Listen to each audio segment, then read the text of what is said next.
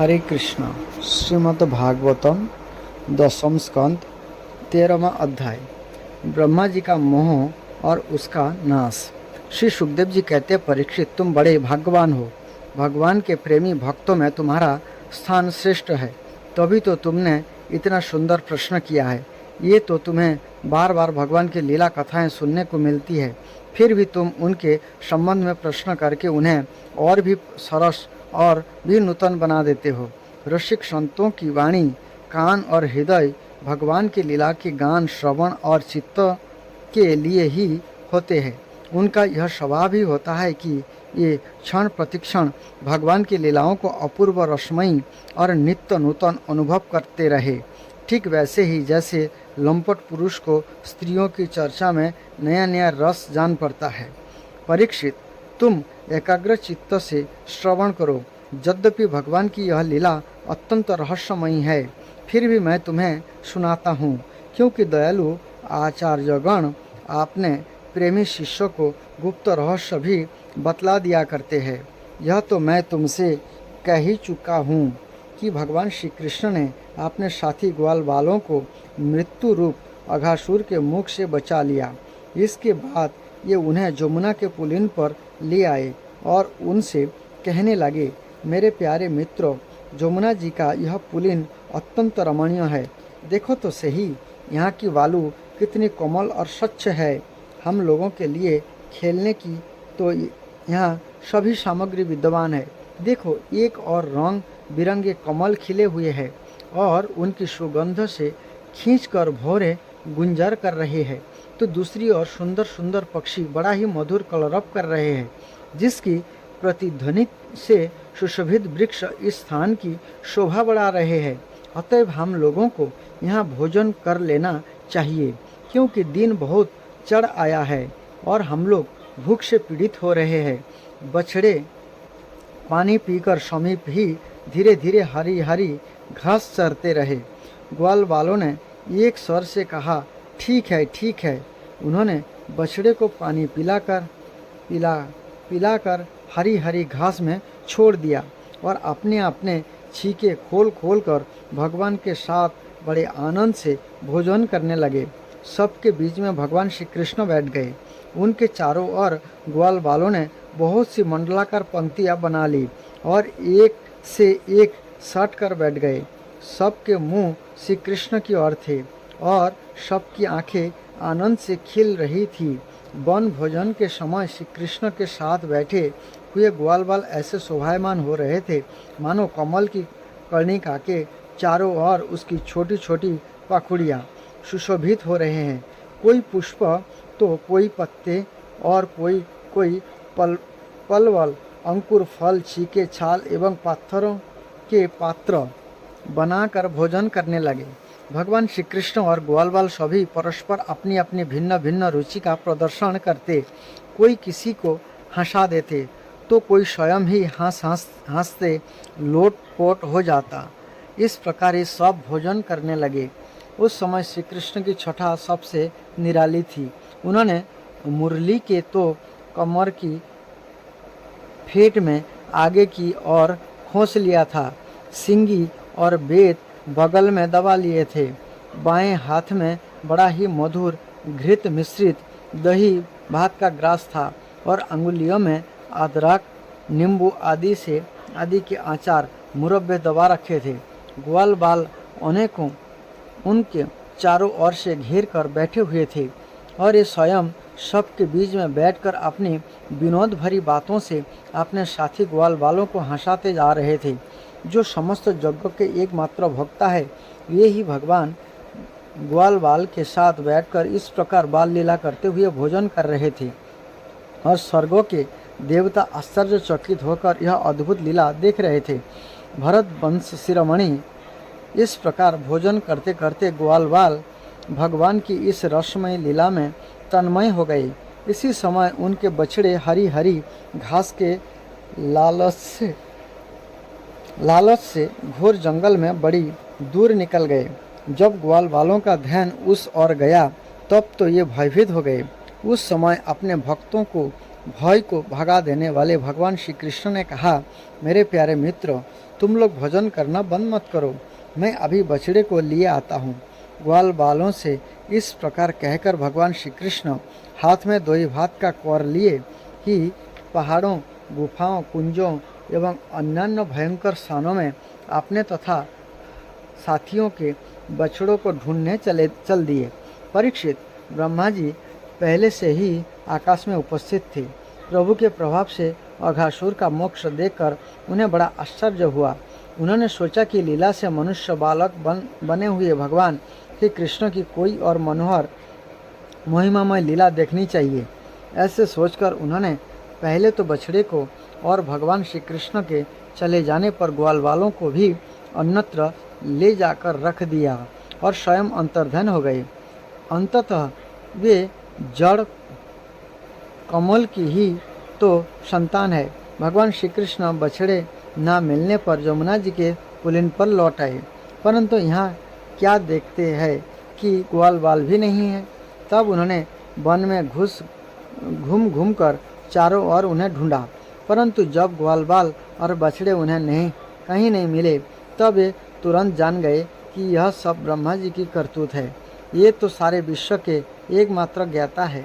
अब भगवान श्री कृष्ण ने बछड़े और ग्वाल वालों की माताओं को तथा ब्रह्मा जी को भी आनंदित करने के लिए अपने आप को ही बछड़ों और ग्वाल वालों दोनों के रूप में बना लिया, क्योंकि वे ही तो संपूर्ण विश्व के कर्ता सर्वशक्तिमान ईश्वर है।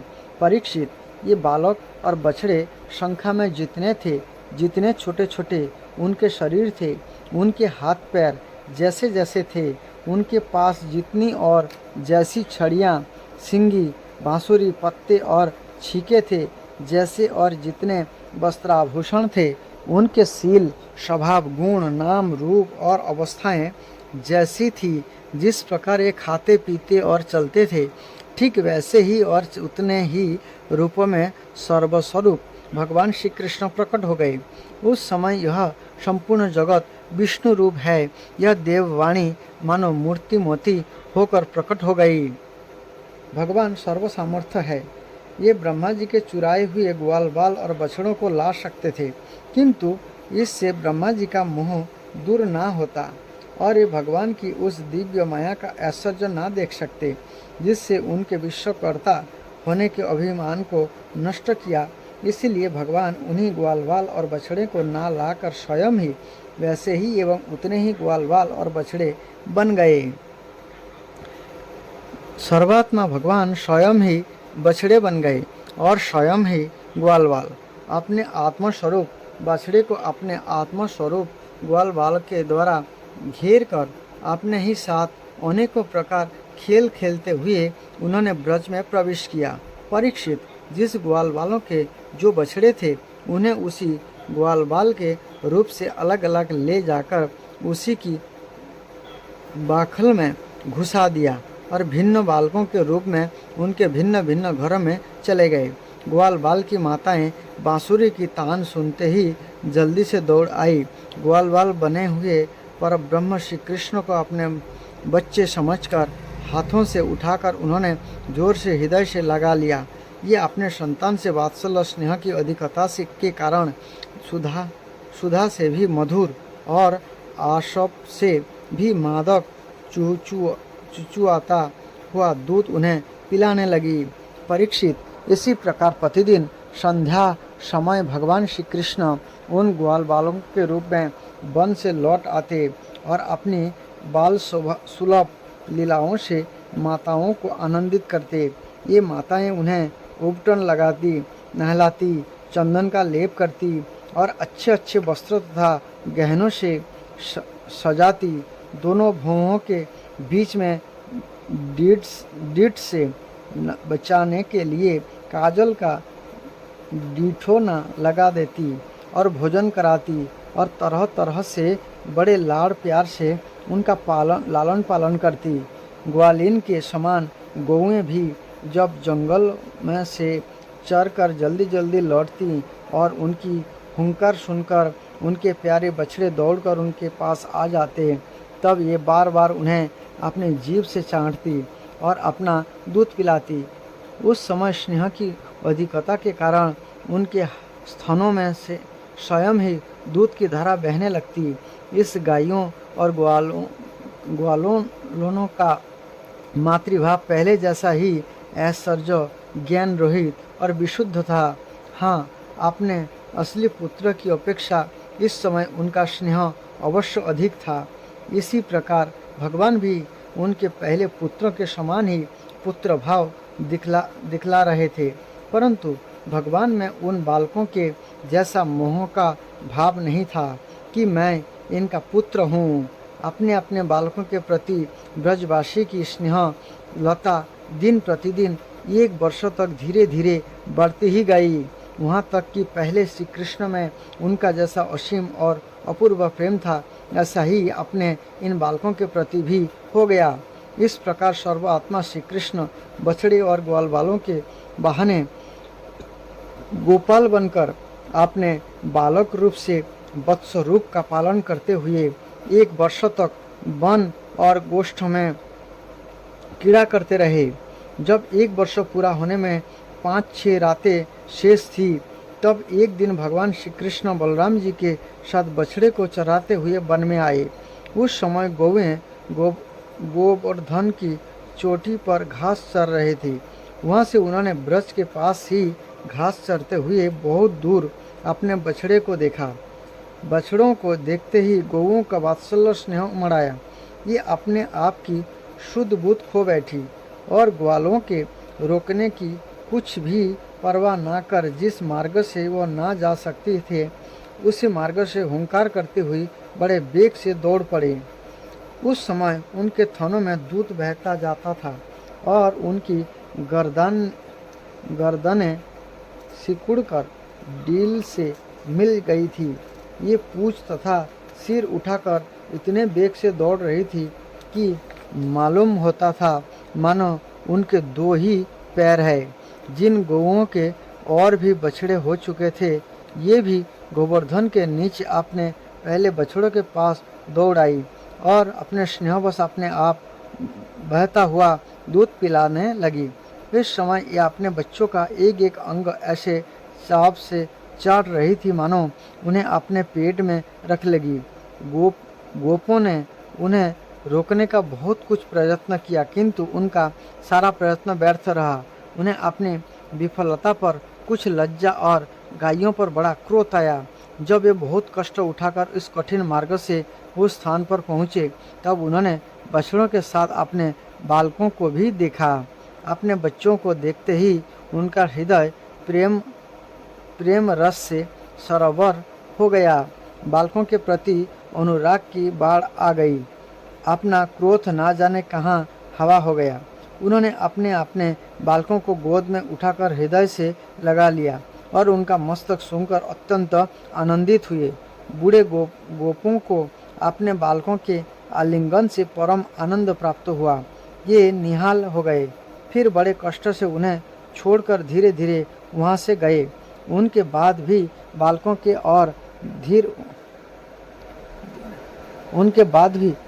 के और उनके आलिंगन के स्मरण से उनके नेत्र से प्रेम के आंसू बहते रहे। बलराम जी ने देखा कि ब्रजवासी गौएं और ग्वालिन की उन संतानों पर भी जिन्होंने अपनी माँ का दूध पीना छोड़ दिया है, क्षण प्रतिक्षण प्रेम संपत्ति और उसके अनुरूप उत्कंठा बढ़ती जा रही है। तब ये विचार में पड़ गए, क्योंकि उन्हें इसका कारण मालूम न था। यह कैसी विचित्र बात है। सर्वात्मा श्री कृष्ण में ब्रजवासियों का और मेरा जैसा अपूर्व स्नेह है, वैसा ही उन बालकों और बछड़ों पर भी बढ़ता जा रहा है। वह कौन सी माया है, कहाँ से आई है? यह किसी देवता का है, मनुष्य की है अथवा असुरों की? परंतु क्या ऐसी भी संभव है? नहीं, यह तो मेरे प्रभु की ही माया है और किसी की माया में ऐसी सामर्थ्य नहीं जो मुझे भी मोहित कर ले। बलराम जी ने ऐसा विचार करके ज्ञान दृष्टि से देखा तो उन्हें ऐसा मालूम हुआ कि इन सब बछड़ों और ग्वाल बालों को रूप में केवल कृष्ण ही कृष्ण है। तब उन्होंने श्री कृष्ण से कहा, भगवान, ये ग्वाल बाल और बछड़े ना देवता है ना तो कोई ऋषि ही है। इन भिन्न भिन्न रूपों का आश्रय लेने पर भी आप अकेले ही इन रूपों में प्रकाशित हो रहे हैं।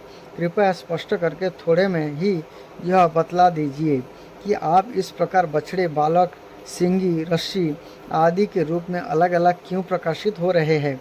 तब भगवान ने ब्रह्मा जी की सारी करतूत सुनाई और बलराम जी ने सब बातें जान ली। परीक्षित, तब तक ब्रह्मा जी ब्रह्मलोक से ब्रज में लौट आए। उनके कालमान से अब तक केवल एक त्रुटि जितनी देर में तीखी सुई से कमल की पकड़ी छीदे समय व्यतीत हुआ था। उन्होंने देखा कि भगवान श्री कृष्ण ग्वाल बाल और बछड़े के साथ 1 साल से पहले की भांति ही क्रीड़ा कर रहे हैं।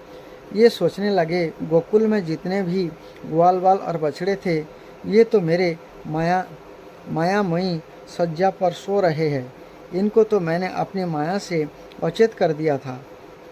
ये तब से आप तक सचेत नहीं हुए। तब मेरी माया से मोहित ग्वाल बाल और बछड़े अतिरिक्त ये उतने ही दूसरे बालक तथा बछड़े कहाँ से आ गए जो 1 साल से भगवान के साथ खेल रहे हैं। ब्रह्मा जी ने दोनों स्थानों पर दोनों को देखा और ये बहुत देर तक ध्यान करके अपनी ज्ञान दृष्टि से उनका रहस्य खोलना चाहा, परंतु इन दोनों में कौन से पहले के ग्वाल बाल है और कौन से पीछे वाला लिए गए हैं, इनमें से कौन सच्चे है और कौन बनावटी, यह बात ये किसी प्रकार ना समझ सके। भगवान श्री कृष्ण की माया में तो सभी मुग्ध हो रहे हैं, परंतु कोई भी माया मोह भगवान का स्पर्श नहीं कर सकता। ब्रह्मा जी इन्हीं भगवान श्री कृष्ण को अपनी माया से मोहित करने चले थे, किंतु उनको मोहित करना तो दूर रहा, ये अजन्मा होने पर भी अपनी ही माया से अपने आप मोहित हो गए। जिस प्रकार रात के घोर अंधकार में कोहरे के अंधकार का और दिन के प्रकाश में जुगनू के प्रकाश का पता नहीं चलता, वैसे ही जब क्षुद्र पुरुष महापुरुषों पर अपनी माया का प्रयोग करते हैं, तब यह उनका तो कुछ बिगाड़ नहीं सकती, अपनी ही प्रभाव खो बैठती है। ब्रह्मा जी विचार कर ही रहे थे कि उनके देखते देखते उसी क्षण सभी ग्वाल बाल और बछड़े श्री कृष्ण के रूप में दिखाई पड़ने लगे।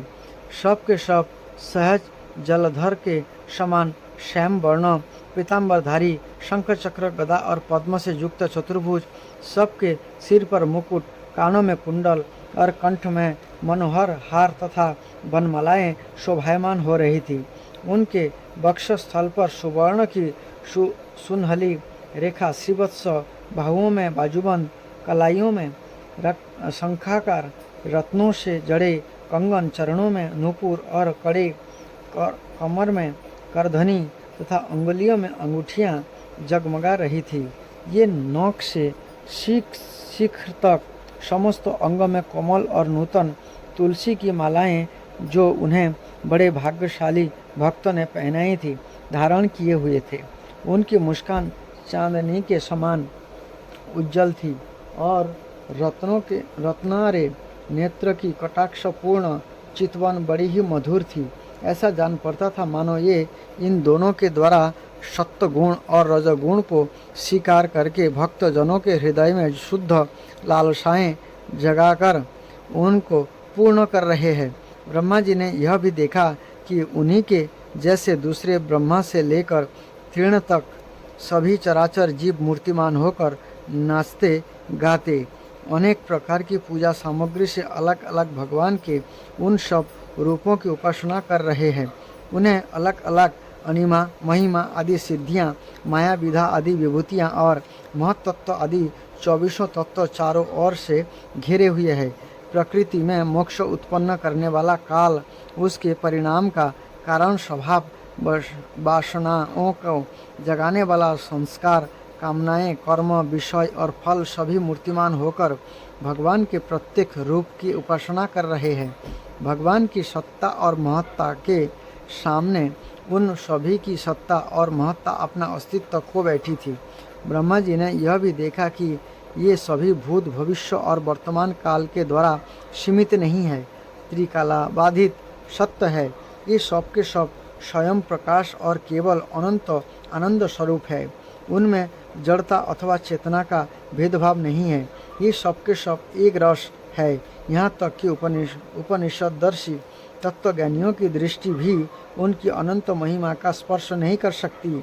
इस प्रकार ब्रह्मा जी ने एक साथ ही देखा कि ये सब के सब उन परब्रह्म परमात्मा श्री कृष्ण के ही स्वरूप है, जिनके प्रकाश से यह सारा चराचर जगत प्रकाशित हो रहा है। यह अत्यंत आश्चर्यमय दृश्य देखकर ब्रह्मा जी तो चकित रह गए। उनकी 11 इंद्रियां, 5 कर्मेंद्रियां, 5 ज्ञानेंद्रियां और एक मन क्षुब्ध एवं स्तब्ध हो गई। ये भगवान के तेज से निस्तेज होकर मौन रह गए। इस समय ये ऐसे स्तब्ध होकर खड़े रह गए मानो ब्रज के अधिष्ठात्री देवता के पास एक पुतली खड़ी हो। परीक्षित, भगवान का स्वरूप तर्क से परे है। उसकी महिमा असाधारण है। वह स्वयं प्रकाश, आनंद स्वरूप और माया से अतीत है। वेदांत भी साक्षात रूप से उसका वर्णन करने में असमर्थ है। इसलिए उससे भिन्न का निषेध करके आनंद स्वरूप ब्रह्मा का किसी प्रकार कुछ संकेत करता है। यद्यपि ब्रह्मा जी समस्त विधाओं के अधिपति है, तथापि भगवान के दिव्य स्वरूप को ये तनिक भी ना समझ सके कि यह क्या है। यहाँ तक कि वे भगवान के उन महिमामय रूपों को देखने में भी असमर्थ हो गए। उनकी आंखें मूंद गई। भगवान श्री कृष्ण ने ब्रह्मा के इस मोह और असमर्थता को जानकर बिना किसी प्रयास के तुरंत अपने माया का पर्दा हटा दिया। इससे ब्रह्मा जी को बाह्य ज्ञान हुआ। ये मानो मरकर फिर जी उठे।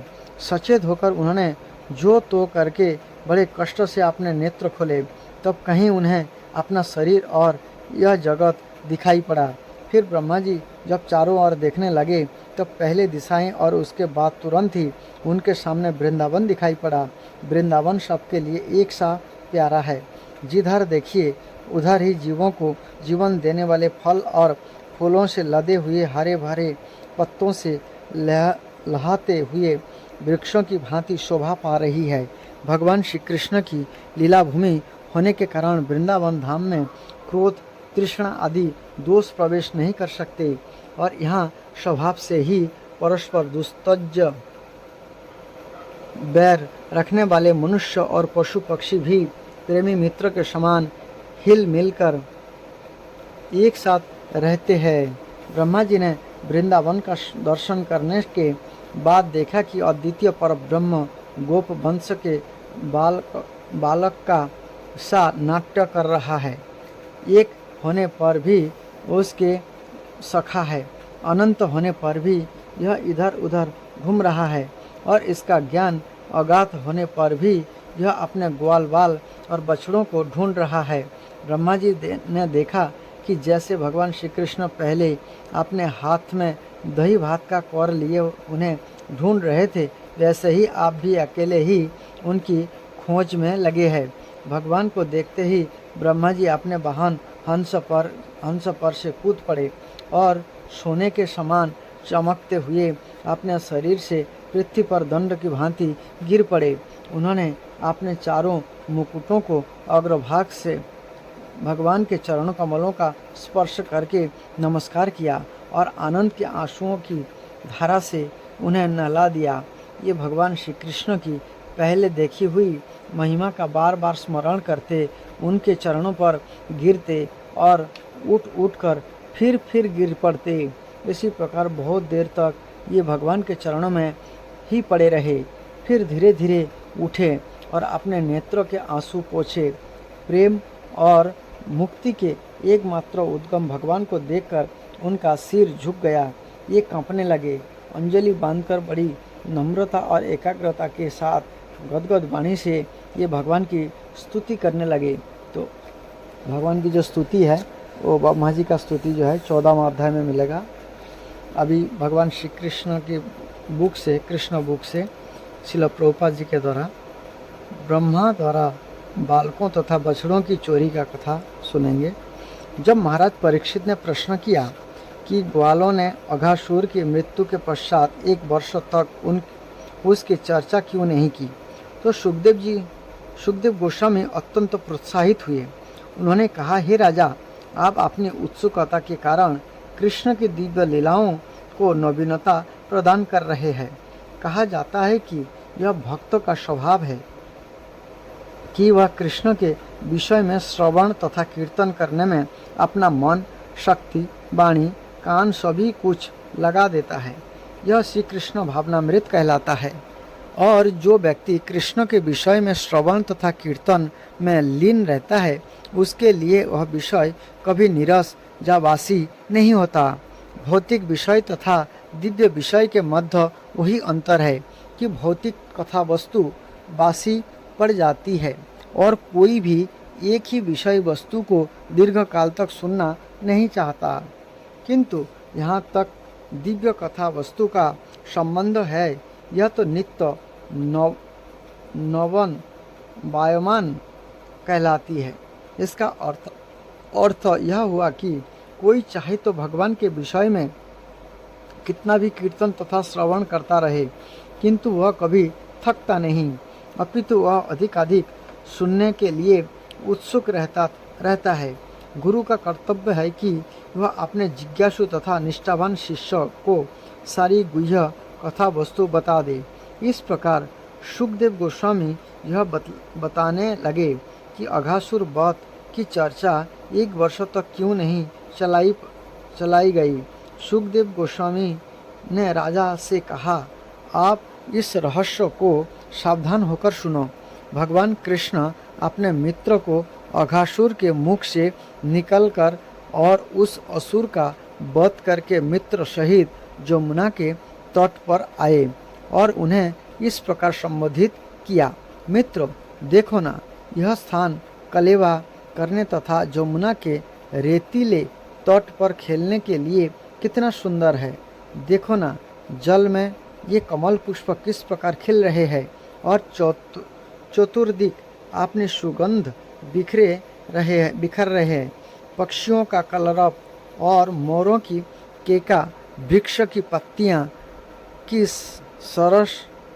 सरस राहट से मिलकर ऐसी ध्वनि उत्पन्न करते हैं जिससे प्रतिध्वनि उत्पन्न होती है। इससे यहाँ के वृक्ष द्वारा उपस्थित सुंदर हृदयावली में श्री वृद्धि होती है। चलो हम सब वही कलेवा करें, क्योंकि पहले ही काफ़ी देर हो चुकी है और हमें भूख भी लगा है। बछड़े को अपने निकट ही रहने दें और जमुना का जल पीने दें, तब तक हम कलेवा करते हैं। तब तक ये बछड़े भी इस स्थान पर उगी घास चरते रहेंगे। कृष्ण से इस प्रस्ताव को सुनकर सारे बालक अत्यंत प्रसन्न हुए और बोले, निश्चय ही हम यहीं कलेवा करेंगे। तब उन्होंने बछड़े को घास चरने के लिए छोड़ दिया। कृष्ण को बीच में बैठाकर सारे बालक उनके चारों ओर जमीन पर बैठ गए और घर से लाए अपने अपने भोजन की पोटली खोलने लगे। भगवान श्री कृष्ण केंद्र में बैठे थे, अर्थात बीच में, और सभी बालक कृष्ण की ओर मुख करके बैठे थे। ये खा रहे थे और निरंतर कृष्ण को अपने समक्ष देखकर प्रसन्न हो रहे थे। कृष्ण कमल के फूल के मध्य भाग जैसे प्रतीत हो रहे थे और सारे ग्वालवाल उसकी पंखड़ियां लग रहे थे। सारे बालक फूल, पत्तियां तथा वृक्ष की छाल एकत्र करके उन्हें अपनी अपनी पोटली के नीचे रखकर अथवा अपनी पोटली में से ही कृष्ण के साथ साथ कलेवा करने लगे। कलेवा करते हुए हर बालक कृष्ण के साथ अपना अपना संबंध प्रदर्शित कर रहा था और ये सब परस्पर हंसी ठट्ठा करके आनंद लूट रहे थे। ये जब इस प्रकार मित्र के साथ कलेवा करने का आनंद उठा रहे थे तो उन्होंने अपनी बांसुरी अपने फेंट में और अपना महिष सिंह तथा अपनी लकुटी अपने वस्त्र की बाईं ओर धकेल दी। उन्होंने दही, माखन, चावल तथा फलों के खंड से तैयार किए गए भोजन को अपनी बाईं हथेली पर रखा, जो उनके कमल दल जैसे अंगुलियों के पैरों के बीच से दिखाई पड़ रहा था। श्री भगवान जो समस्त महान यज्ञों के फल को स्वीकार करने वाले है, हंसते हंसते वृंदावन में अपने मित्र के साथ कलेवे का आनंद लूट रहे थे। यह दृश्य देवतागण आकाश में देख रहे थे। सारे बालक श्री भगवान के साथ दिव्य आनंद का सुख भोग रहे थे। इसी समय पास चरते हुए बछड़े नई उगी घास के लालच में निकटवर्ती घने जंगल में चले गए और क्रमशः दृष्टि से ओझल हो गए। जब बालकों ने देखा कि बछड़े उनके पास नहीं है, तो ये उनकी सुरक्षा के विषय में भयभीत हुए और तुरंत ही कृष्ण कृष्ण कहकर चिल्ला उठे। कृष्ण साक्षात भय के हंता है। प्रत्येक व्यक्ति साक्षात भय से भयभीत रहता है, किंतु वही साक्षात भय कृष्ण से भयभीत रहता है। कृष्ण शब्द चिल्लाने से बच्चे का भय तुरंत जाता रहा। अपने प्यार के कारण कृष्ण नहीं चाह रहे थे कि उनके मित्र कलेवों का आनंद त्याग कर बछड़े को खोज करने जाए। अतः उन्होंने कहा, मेरे मित्र, तुम्हें अपना कलेवा छोड़ने की आवश्यकता नहीं है, इसका आनंद उठाते रहो। मैं स्वयं जाकर देखता हूँ कि बछड़े कहाँ हैं। इस प्रकार भगवान श्री कृष्ण अपने बाएं हाथ में कलेवा का टुकड़ा लिए हुए तुरंत ही बछड़ों को गुफाओं तथा झाड़ियों में खोजने के लिए चल पड़े। उन्होंने पर्वत की दरारों तथा जंगलों में खोज की, किंतु ये बछड़े कहीं ना मिल पाए। जिस समय अघासुर का वध हुआ था और देवता इस घटना को अत्यंत विस्मय के साथ देख रहे थे, उसी समय विष्णु की नाभि से उगने वाले कमल पुष्प से जन्म ग्रहण करने वाले ब्रह्मा भी देखने आए थे। उन्हें आश्चर्य हुआ था कि किस प्रकार कृष्ण जैसा छोटा सा बालक इतने आश्चर्यमय कार्य कर सकता है। यद्यपि उन्हें बताया जा चुका था कि वह नन्हा ग्वाल बाल श्री भगवान है, तथापि ये भगवान की अन्य यशस्वी लीलाएं देखना चाह रहे थे। अतः उन्होंने सारे ग्वाल बालों तथा बछड़ों को हर लिया और उन्हें किसी दूसरे स्थान में ले गए। इसीलिए भगवान कृष्ण ढूंढने पर भी उन बछड़े को नहीं पा सके। यहाँ तक कि यमुना तट पर कलेवा करते हुए अपने मित्रों को भी खो बैठे। एक ग्वाले के रूप में ये भगवान श्री कृष्ण ब्रह्मा जी से बहुत छोटे थे, किंतु भगवान होने के कारण उन्हें यह समझने में देर ना लगी कि सारे बछड़े तथा बालक ब्रह्मा जी द्वारा चुरा लिए गए हैं। श्री कृष्ण सोचने लगे, ब्रह्मा ने सारे बालकों तथा बछड़ों को अपहरण कर लिया है। अब मैं वृंदावन कौन सा मुंह लेकर जाऊंगा। सबकी माताएं अत्यंत शोकाकुल होंगी। अतः अपने मित्र की माताओं को प्रसन्न करने तथा ब्रह्मा को श्री भगवान की सर्वोच्चता से आश्वस्त कराने की दृष्टि से उन्होंने तुरंत ही ग्वालों तथा बछड़ों के रूप में अपना विस्तार किया। वेदों में कहा गया है कि श्री भगवान अपनी शक्ति के द्वारा असंख्य जीवों के रूप में विस्तार कर चुके हैं। अतः उनके लिए इतने बालकों तथा बछड़ों के रूप में दोबारा विस्तार करना कोई कठिन काम नहीं था। उन्होंने अपना विस्तार ठीक उतने ही बालकों के अनुरूप किया, जो विभिन्न आकृति, मुख तथा शरीर को बनावट वाले एवं अपने वस्त्रों तथा आभूषण में एवं आचरण तथा व्यक्तिगत कार्यकलापों में भिन्न भिन्न थे। दूसरे शब्दों में, यद्यपि जीवात्मा होने के कारण प्रत्येक व्यक्ति की अपनी पृथक रुचि होती है और पृथक पृथक कार्य तथा आचरण होता है, फिर भी कृष्ण ने स्वयं को विभिन्न बालकों के रूप आदि में ठीक उसी रूप में विस्तारित किया। ये बछड़े भी बने जो अपने आकार, रंग, कार्य में सर्वदा भिन्न थे। यह सब इसलिए संभव हो सका क्योंकि प्रत्येक वस्तु श्री कृष्ण की शक्ति का विस्तार है। विष्णु पुराण में कहा गया है, परस्य ब्रह्मण शक्ति, अर्थात परस्य ब्रह्मण शक्ति, अर्थात इस दृश्य जगत में हम जो कुछ भी देखते हैं, चाहे वह पदार्थ हो या जीवों के कार्यकलाप, यह सब कुछ भगवान की शक्तियों का विस्तार है। ठीक उसी प्रकार जिस तरह उष्मा तथा प्रकाश अग्नि के विभिन्न विस्तार है। इस प्रकार अपने आप को ग्वाल बालों तथा बछड़ों के रूप में विस्तारित करते हुए एवं ऐसे विस्तारों से घिर कर श्री कृष्ण वृंदावन में प्रविष्ट हुए। ब्रजवासियों को कुछ भी ज्ञात न था कि क्या घटना घटी है। वृंदावन में प्रवेश करने के पश्चात सारे बछड़े अपनी अपनी शालाओं में चल गए और सारे बालक अपने अपने घरों तथा माताओं के पास पहुंच गए। उनके प्रवेश के पूर्व बालकों की माताओं ने बंसी की ध्वनि सुनी, अतः ये उन्हें लेने के लिए अपने अपने घरों से बाहर आ गई और उन्होंने उनका आलिंगन किया। वात्सल्य के कारण उनके स्तनों से दूध की धारा बह निकली और उन्होंने बालकों को स्तनपान कराया, किंतु यह दूध पिलाना अपने बालकों जैसा न होकर भगवान को दूध पिलाने जैसा था। जिन्होंने इन बालकों के रूप में अपना विस्तार किया था, वो एक अवसर था कि वृंदावन की माताएं भगवान को अपना स्तनपान करा रही थी। अतः कृष्ण ने इस बार न केवल यशोदा को दूध पिलाने का अवसर दिया, अपितु उन्होंने समस्त वयोवृद्ध गोपियों को भी यह अवसर प्रदान किया। सारे बालक अपनी अपनी माताओं के साथ पूर्ववत व्यवहार करने लगे और माताएं भी संध्या होने पर अपने अपने बालकों को नहलाकर तिलक तथा आभूषणों से सुसज्जित करने तथा दिन भर के श्रम के बाद भोजन देने की व्यवस्था करने लगी।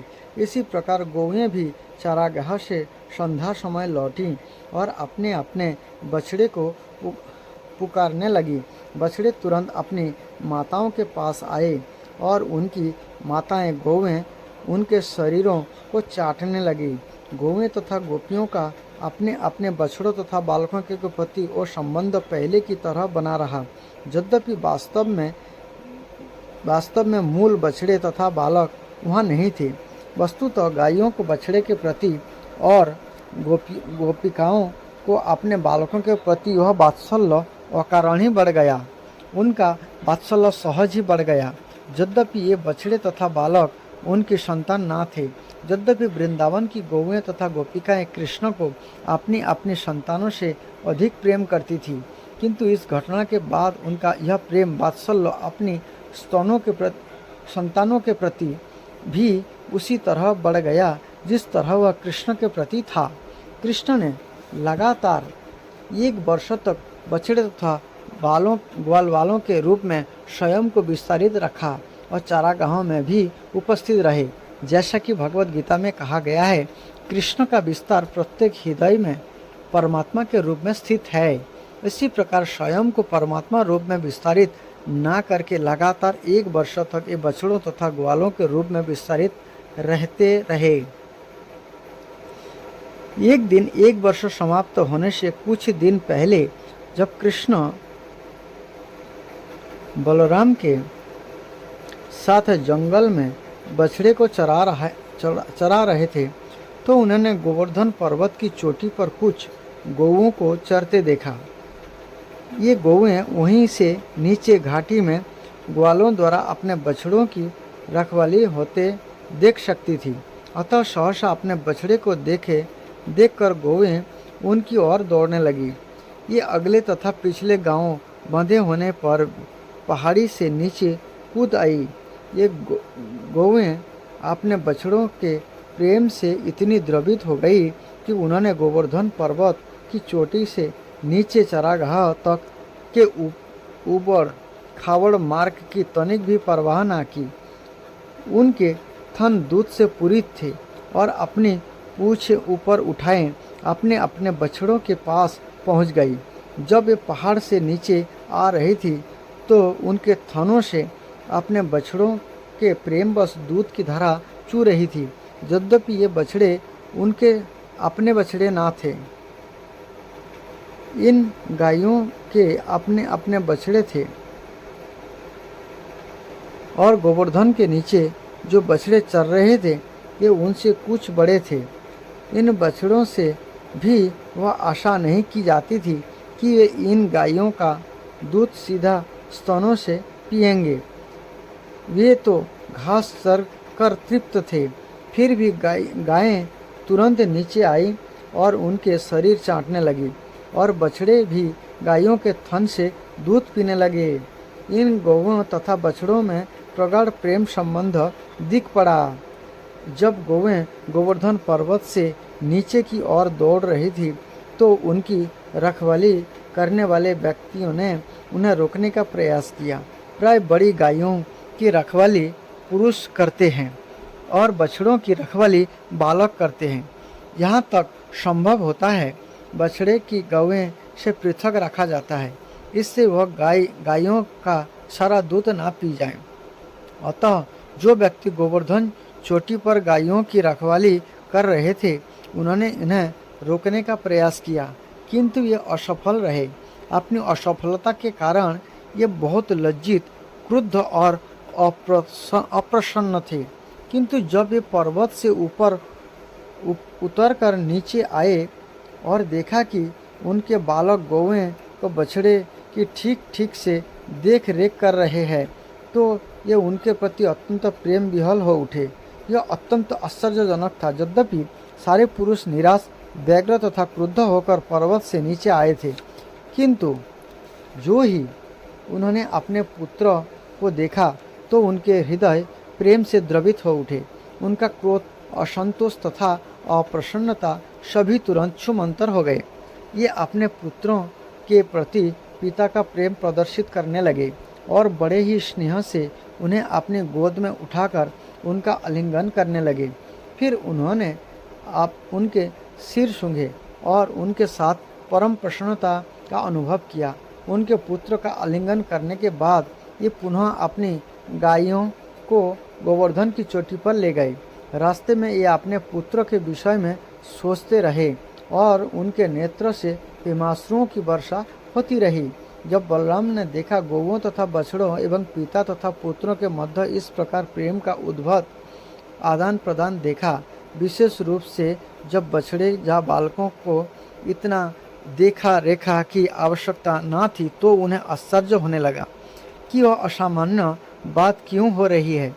ये वह देखकर आश्चर्यचकित थे कि वृंदावन के समस्त निवासी अपनी अपनी संतानों के प्रति उसी प्रकार वात्सल्य है जिस प्रकार की वे कृष्ण के प्रति है। उसी तरह सारे गौएं अपने अपने बछड़ों के प्रति उतनी ही वात्सल्य थी जितनी कि कृष्ण के प्रति। अतः बलराम ने यह निष्कर्ष निकाला कि यह प्रेम का अद्भुत प्रदर्शन रहस्यात्मक है, जो या तो देवताओं द्वारा प्रसन्न हो रहा हो या किसी शक्तिशाली व्यक्ति द्वारा, अन्यथा यह अद्भुत परिवर्तन कैसे आता। उन्होंने यह निष्कर्ष निकाला कि यह रहस्यमय परिवर्तन हो न हो कृष्ण द्वारा लाया गया है, जिन्हें बलराम अपना पूज्य भगवान मानते थे। उन्होंने सोचा यह कृष्ण द्वारा संपादित है। अरे, मैं भी इसकी रहस्यात्मक शक्ति को रोक ना पाया। इस प्रकार बलराम समझ गए कि ये बालक तथा बछड़े कृष्ण के ही विस्तार है।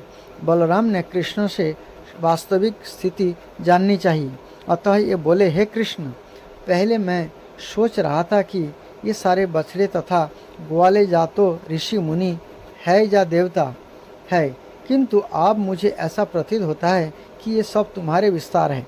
ये सब तुम ही हो और तुम स्वयं बछड़े तथा बालकों के लीला कर रहे हो। ऐसा क्या रहस्य है? ये सारे अन्न बछड़े तथा बालक कहाँ है और तुम स्वयं को बछड़े और ग्वालों में क्यों विस्तार कर रहे हो? क्या तुम मुझे बता सकोगे कि क्या कारण है? बलराम जी की प्रार्थना पर कृष्ण ने संक्षेप में सारी स्थिति बतला दी कि किस तरह ब्रह्मा ने सारे बछड़े तथा बालक चुरा लिए थे और किस तरह उन्होंने इस घटना को छिपाने के लिए स्वयं का विस्तार किया, जिससे ब्रजवासी यह न जान पाए कि उनके असली बछड़े तथा बालक खो गए हैं। जब कृष्ण तथा बलराम इस प्रकार बातें कर रहे थे, तो ब्रह्मा एक क्षण के अनंतर अपनी आयु के अनुसार लौट आए। हम भगवत गीता से भगवान ब्रह्मा की आयु की जानकारी प्राप्त होते हैं।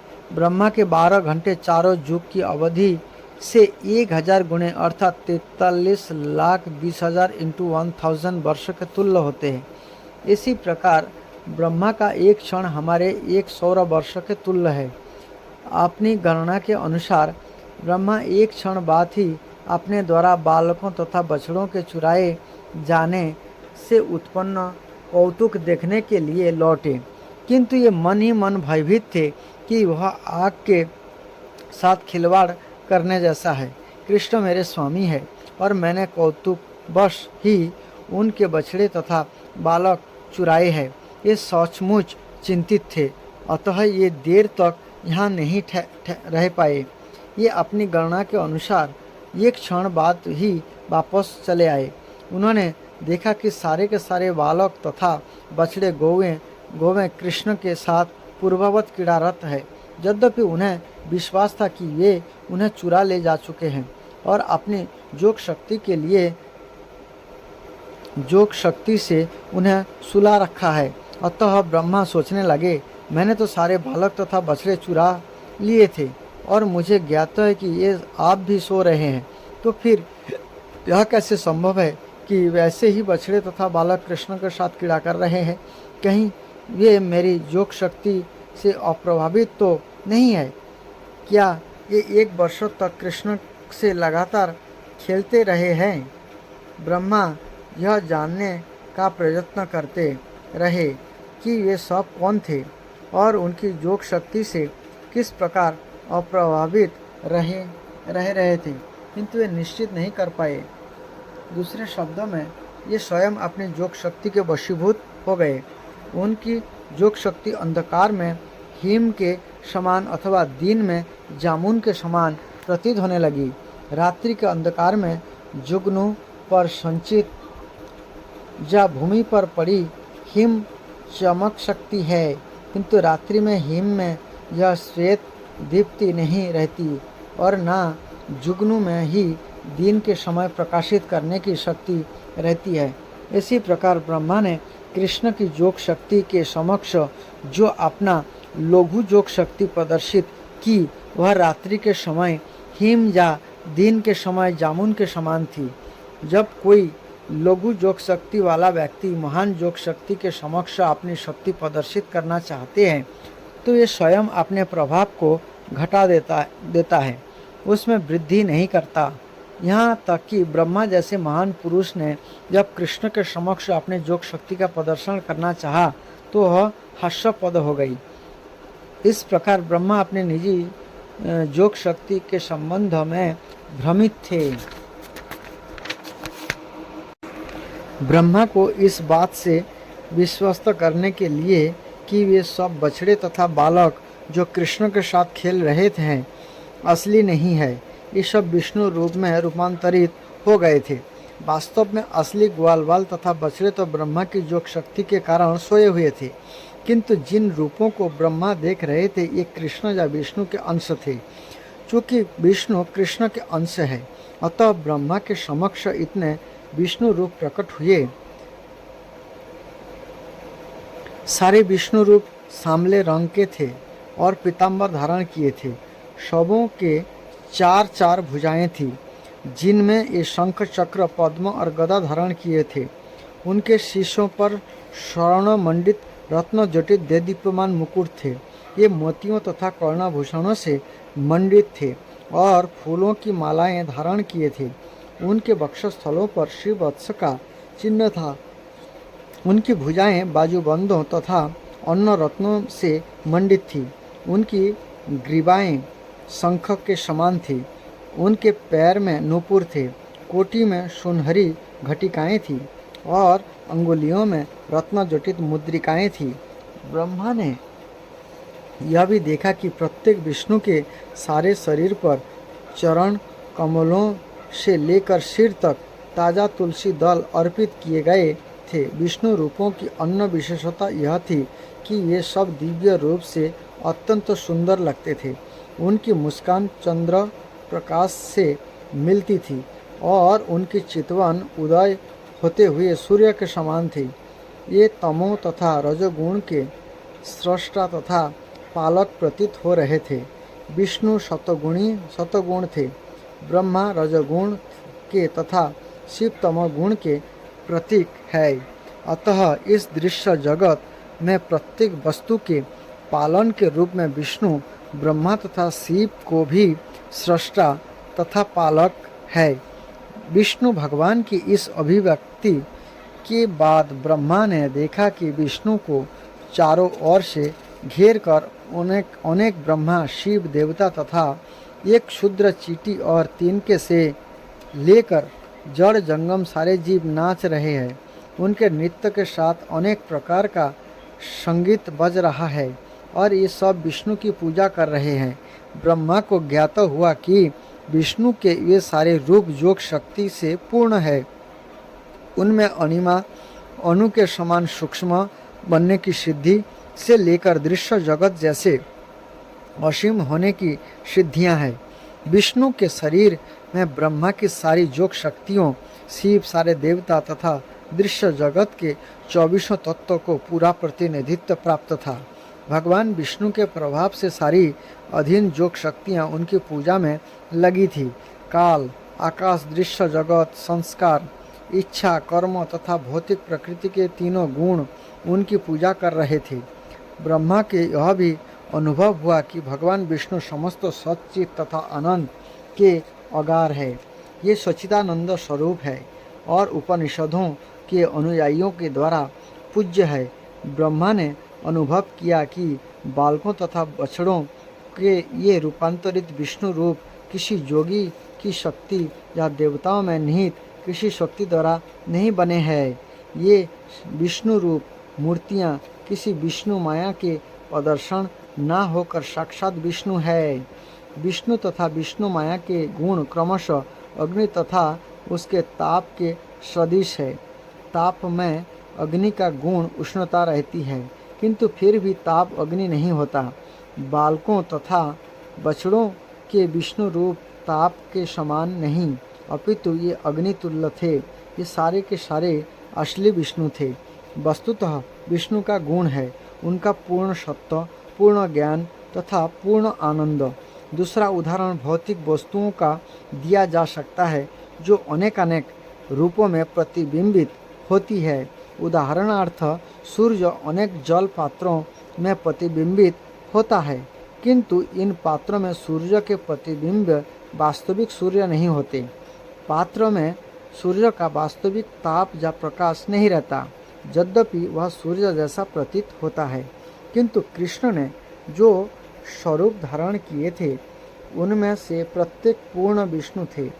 इस संबंध में जिस विशेष शब्द का उपयोग किया गया है वह सत्व ज्ञानानंद है। सत्व ज्ञानानंद है। सत्य का अर्थ सच्चाई, ज्ञान का अर्थ पूर्ण ज्ञान, अनंत का अर्थ है असीम और आनंद का अर्थ है पूर्ण हर्ष। भगवान की दिव्य महिमाएं इतनी विशाल है कि उपनिषदों के निर्गुण अनुयायी ज्ञान के उस धरातल तक नहीं पहुंच पाते कि उन्हें समझ सके। विशेषतया भगवान के दिव्य रूप इन निर्विशेषवादियों की पहुंच के परे है, क्योंकि ये उपनिषदों के अध्ययन द्वारा इतना ही समझ पाते हैं कि परम सत्य ना तो पदार्थ है और ना भौतिक दृष्टि से सीमित है। ब्रह्मा जी कृष्ण के विष्णु रूपों में विस्तार अंश से अपनी सीमित शक्ति द्वारा वो समझ गए कि परमेश्वर की शक्ति के विस्तार से ही इस दृश्य जगत की सारी जड़ तथा जंगम वस्तुएं विद्यमान है। जब ब्रह्मा इस प्रकार अपनी सीमित शक्ति से हतप्रभ होकर और अपनी 11 इंद्रियों के भीतर अपने सीमित कर्मों से अलग होकर खड़े थे, तब ये यह अनुभव कर सके कि ये स्वयं कठपुतली के समान भौतिक शक्ति अर्थात माया की ही सृष्टि है। जिस प्रकार कठपुतली में नाचने की स्वतंत्रता शक्ति नहीं होती और अपने स्वामी के आदेश अनुसार नाचती है, उसी प्रकार सारे देवता तथा जीव भी भगवान श्री भगवान के अधीन है। जैसा कि चैतन्य चरितामृत में कहा गया है, कृष्ण ही एकमात्र स्वामी है और अन्य सभी उनके दास है। सारा संसार भौतिक तरंगों के वश में है और सारे प्राणी तिनकों के समान जल में तर रहे हैं, अतः उनका जीवन संघर्ष चलता रहता है। किंतु जो ही मनुष्य को यह बोध हो जाता है कि यह भगवान का शाश्वत दास है, तो यह माया या जीवन संघर्ष तुरंत समाप्त हो जाता है। इस प्रकार ज्ञान की देवी के अधिष्ठाता तथा वैदिक ज्ञान के सर्वोत्कृष्ट अधिकारी ब्रह्मा जी भगवान द्वारा प्रकट असामान्य शक्ति को ना समझ पाने के कारण अत्यधिक व्यग्र थे। प्राकृतिक जगत में ब्रह्मा जैसे व्यक्ति भी परमेश्वर की योग शक्ति अर्थात माया को समझ पाने में असमर्थ रहता है। ये न केवल उन्हें समझने में असमर्थ थे, अपितु कृष्ण ने उनके समक्ष जो कुछ प्रकट किया था उसे देखकर भी व्यग्र थे। कृष्ण को ब्रह्मा पर दया आ गई कि वे यह देखते हुए कि कृष्ण किस प्रकार स्वयं को बछड़े तथा ग्वालों में रूपांतरित करके विष्णु के रूप में प्रदर्शन कर रहे थे, इसे समझने में असमर्थ थे। अतः उन्होंने सहसा उस दृश्य पर से अपने जोग माया का आवरण हटा लिया। भगवत गीता में कहा गया है कि भगवान जोग माया द्वारा फैलाए गए आवरण के कारण दृश्य नहीं है। जो वास्तविकता को आवरित कर ले, यह माया या बहिरंगा शक्ति है, जिसके कारण बद्धजीव भगवान को दृश्य जगत से परे नहीं समझ पाता। किंतु जो शक्ति भगवान को अंशत प्रकट करती है और अंशत मनुष्य को देखने नहीं देती, वह जोग माया कहलाती है। ब्रह्मा जी कोई सामान्य बद्धजीव नहीं है, ये अन्य सभी देवताओं से कहीं अधिक श्रेष्ठ है। फिर भी ये श्री भगवान के प्रदर्शन को नहीं समझ पाए। अतः कृष्ण ने जानबूझकर और आगे शक्ति का प्रदर्शन बंद कर दिया। बद्धजीव न केवल मोहग्रस्त हो जाता है, अपितु समझ पाने में पूर्णतः असमर्थ रहता है। जोग माया का आवरण इसलिए हटा दिया गया जिससे ब्रह्मा जी और अधिक व्यग्र न हो जाए। जब ब्रह्मा जी की व्यग्रता दूर हुई तो ऐसा लगा मानो ये मृतक अवस्था से जागे हो। ये अपने नेत्र कठिनाई से खोल पा रहे थे। तब उन्होंने बाह्य दृश्य जगत को सामान्य चक्षुओं से देखा। उन्हें अपने चारों ओर वृंदावन का अत्यंत मनोहर दृश्य दिखा, जिसमें वृक्ष ही वृक्ष थे और जो समस्त जीवों का जीवन स्रोत है, उसे उन्हें वृंदावन की दिव्य भूमि का अनुमान लग सका। यहाँ के सारे वासी दिव्य है। वृंदावन के जंगल में शेर तथा अन्य सिंह पशु हिरणों तथा मनुष्य के साथ शांतिपूर्वक निवास करते हैं। ये वह जान सके कि वृंदावन में भगवान कृष्ण की उपस्थिति के कारण यह स्थान अन्य स्थानों की अपेक्षा दिव्य है, जहाँ ना काम वासना है और ना लोभ। इस प्रकार ब्रह्मा ने भगवान श्री कृष्ण को एक छोटे से ग्वाल का अनिभय करते देखा। ये अपने बाएं हाथ में का एक टुकड़ा रोटी लिए अपने मित्र बछड़ों को ढूंढ रहे हैं। जिस प्रकार ये 1 वर्ष पूर्व इन सब के अंतर्धान होने के पूर्व ढूंढ रहे थे, ब्रह्मा तुरंत अपने वाहन हंस से उतार आए और भगवान के समक्ष इस प्रकार गिर पड़े मानो कोई सोने का दंड हो। वैष्णवों के सम्मान प्रदान करने के लिए दंडवत शब्द का व्यवहार किया जाता है। इस शब्द का अर्थ है दंड, डंडा के समान गिरना। मनुष्य को चाहिए कि श्रेष्ठ वैष्णव को सम्मान प्रदर्शित करने के लिए दंड के समान पृथ्वी पर सीधा गिरे। अतः ब्रह्मा जी भगवान के समक्ष सुनहरे दंड के समान पड़े प्रतीत हुए। चूँकि ब्रह्मा जी का वर्ण सुनहरी है, ये भगवान कृष्ण के समक्ष एक सुनहरे दंड के समान पड़े हुए प्रतीत हुए। ब्रह्मा के चारों सिरों के मुकुट कृष्ण के चरण कमलों को छू रहे थे। ब्रह्मा अत्यधिक प्रसन्नता के कारण अश्रुपात करने लगे और उन्हें अपने अश्रुओं से कृष्ण के चरण कमलों को धो डाला। जो उन्हें भगवान के अद्भुत कार्यकलापों का स्मरण होता रहा तो वो बारंबार उठते और गिरते रहे। उन्हें अनेक बार प्रणाम करने के बाद ब्रह्मा जी उठे और अपने हाथों से उन्होंने अपनी आंखें पोंछी। भगवान को अपने समक्ष देखकर ये कंपित होकर अत्यंत सम्मान, विनय तथा ध्यानपूर्वक प्रार्थना करने लगे। इस प्रकार लीला पुरुषोत्तम श्री कृष्ण के अंतर्गत ब्रह्मा द्वारा बालकों तथा बछड़ों की चोरी नामक 13वें अध्याय का भक्ति वेदांत तात्पर्य पूर्ण हुआ। हरे कृष्णा कृष्ण कृष्ण हरे हरे, हरे राम राम राम हरे हरे।